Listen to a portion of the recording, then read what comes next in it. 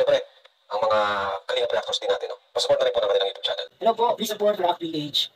Isa pong Kalingap na sugid na taga-subaybay. Please support po ninyo.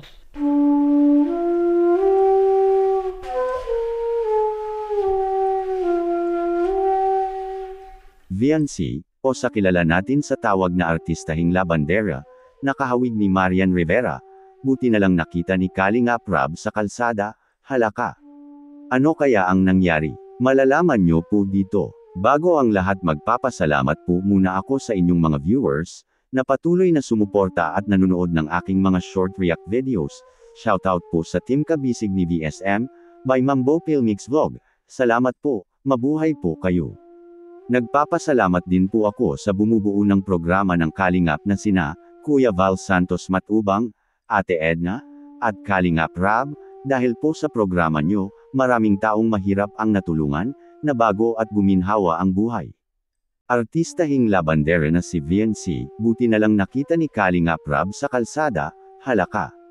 Ano kaya ang nangyari? May video po, panoorin nyo po.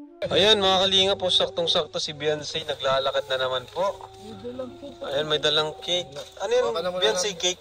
Regalo ko po sa'yo kay Papa. Kay Papa mo? Wow! Grabe naman Beyonce, oh. Baka sa boyfriend mo yan. Ay, hindi.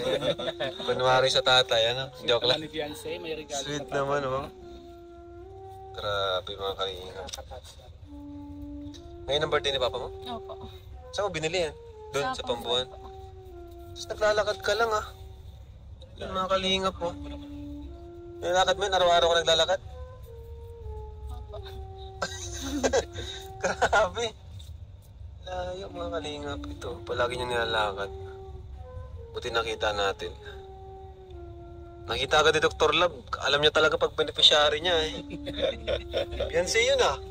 Si Beyonce yun ah. Kilala ko na. Naglalakad pala si VNC na may dala na cake, kasi birthday pala ito ng tatay niya. Buti na lang at nakita ito nila Kalingap Rab para makasakay ito. Malayo-layo pa kasi ang bahay nila VNC. At halos araw-araw ay nilalakad niya lang ito. Napakamasipag po talaga na bata ni VNC, na handang maglakad para lang makapag-aral. Kaya sobrang napabilib si Kalingap Rab at deserve po talaga niya ang isa sa matulungan ng Kalingap. Sa pagiging masipag mo VNC ay siguradong may mararating ka sa buhay, lalo na ngayon na andyan na ang Kalingap na tutulong sa pag-aaral mo.